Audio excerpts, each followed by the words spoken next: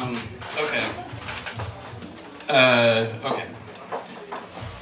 So, everything Mary just said is the reason why tonight, it's like one of those, I don't know, you get older, and then it becomes your birthday. Okay. And then the world falls apart. It always happens on your birthday. I could just hold it. No. I was leaning against the thing. Is it? Okay. Let's try it. There we go. So when you get older and it's your birthday and you're like, I know it's a special day, but you forget that you also get a bunch of presents. And that's what today feels like. I've been looking forward to it for a long time. And then I forgot that, I get to be introduced by my wife. And I get to read with these guys. So it'll be a night of continuing gifts. I'm going to start with some poems from Becoming Weather. Now I'm obsessively, stupidly, numerically focused. And so, it being Triptych, I will focus on threes tonight. This book, luckily, is in 3 long poems, so that helps. And I'll be reading the 3rd poem from each section.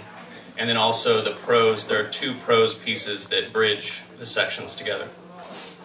The first section is called Disequilibrium, and I first came across the term in the work of Piaget, the educational psychologist, and he used it to describe the state where he said the only true state where learning occurs, which is where you can't assimilate new knowledge into the schemas that you produced in the past to be able to understand the world. So you're in this state of disequilibrium until you can somehow kind of joggle everything that's inside of your head until that new thing fits.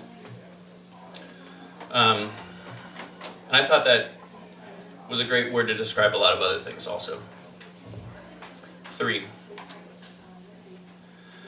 Commuting through Holland 1945 on our way to dine Crapshooter's Blues, the long forgotten bulb shivers into a bloom of eccentric shards on the kitchen floor. I'm asking you to accompany me through the deformations. I'm asking you if it's possible to refuse, to go blind, I, for whom the diverse tones of a mental life meld at once. So is it the infinite or the instantaneous quality of movement that frightens us more?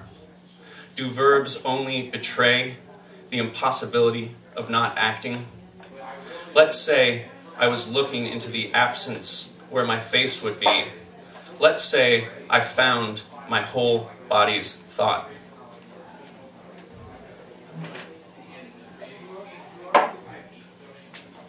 So the first prose bridge is called A Short History of Order. And I think all you should know is that I became a little bit obsessed at one point about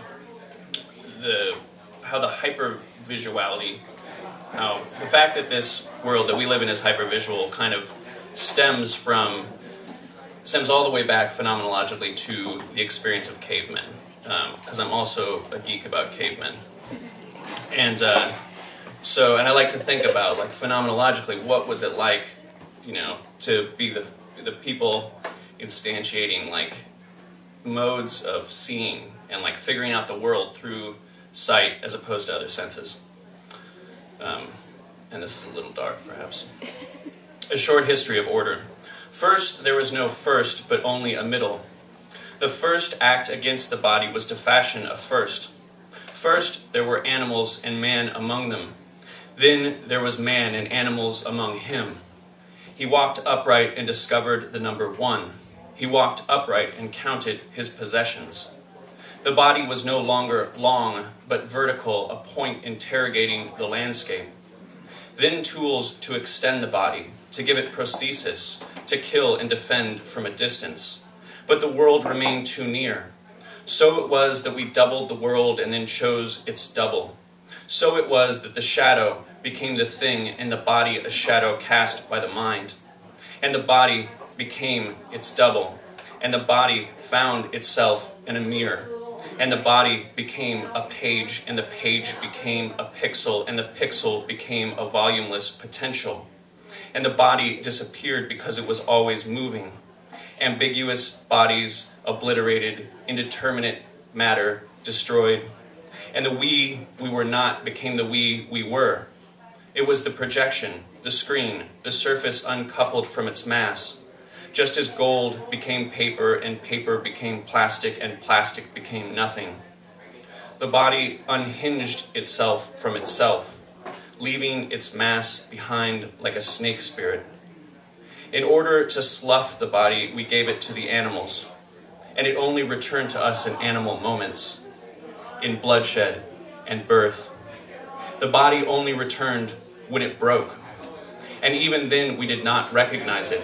The body was flayed and became words. The body was weighed and became money, and money, like language, is for burning, so no one was surprised when the body went up in smoke.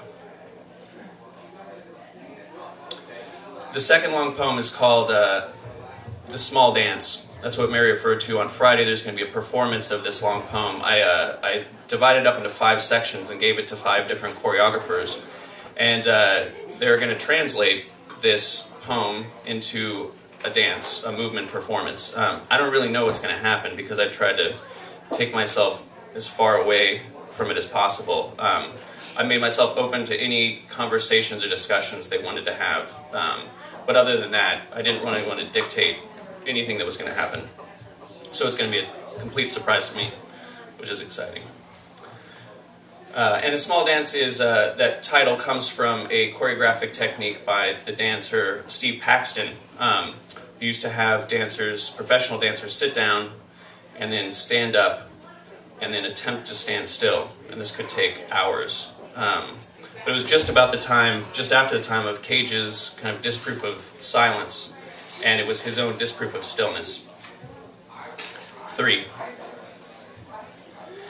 Do you explain ice by acting slippery? Simply by moving, we implicate the hoax of time, so it is already changing. A pull in the lapse, a voice to recover, the present covert even from ourselves. The second prose bridge is called Toward Corporeal Order. And in many ways it springs out of the writings of Elizabeth Grosz, you should check out if you haven't. She's an amazing writer.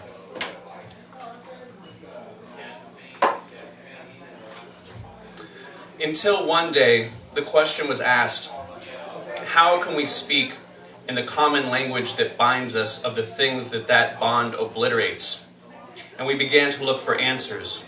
And we realized looking was part of the difficulty. So we began saying yes less to our eyes and began instead with the laying on of hands, but that wasn't enough. What we needed was born in coincidence, where the muddle of the middle becomes thick with information. So we learned to heap and leap in the plenum, learned to return synesthetic, all sense growing immense in its overlap. And the answers began amid the movement of these moments.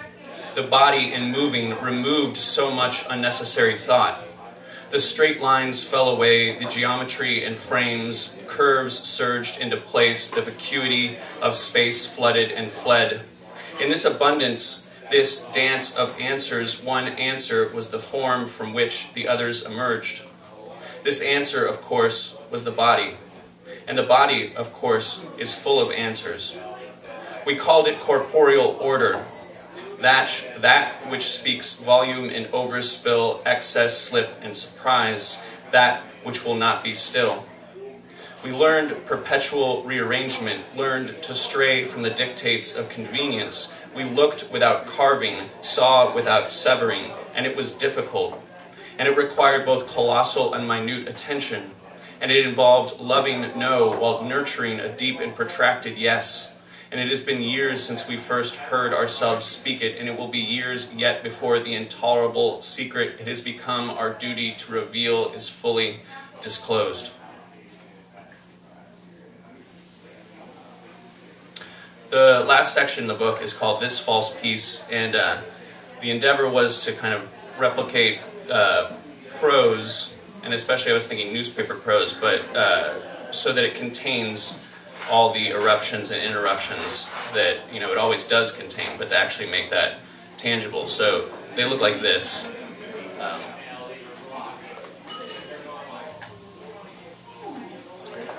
The third one goes thus. Everything insists on reappearing, or it's a silly conceit that leaves need attendance, that the omnipresent cable wires winding black like severed vines from off the brick is only artful in the frame of some manly attention ceiling fan in burble rabbit ears, awkward jut of fly that scampers frenzied beneath the lampshade, and the phone is silent or fruition. The phone, if Heidegger's, is obscene, obscuring what normal morality the ear insists that leaves need a backyard, or cable wires buffeting brick is only artful. The ceiling fan framing the fly scampers frenzied or is silent is obsolete. So it's all from Becoming Weather.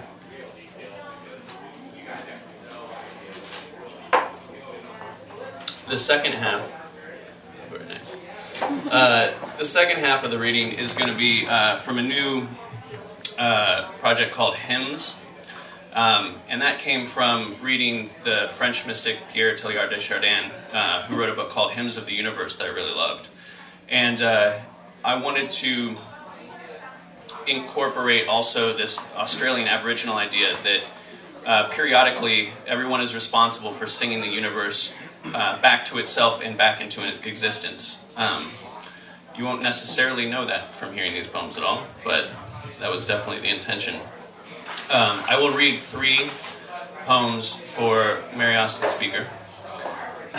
They're all for someone. And then the bridging poems will be a poem for Jeffrey and a poem for Ben. Okay, and the first one is the poem that Mary referred to, which contains, it's kind of a mashup of The Conquest of the Useless, the Werner Herzog book, and the beginning of Mary and my relationship. It's called The Jungle. Oh, and sticking with the new, with my stupid insistence on numerical patterns, all the lines go, there's 2 lines of 2 words, then 2 lines of 3 words, then 2 lines of 4 words, up to 6, and then back down to 2, and then up to 6, and then back down to 2, and then it stops sometime. It took all summer to code God, not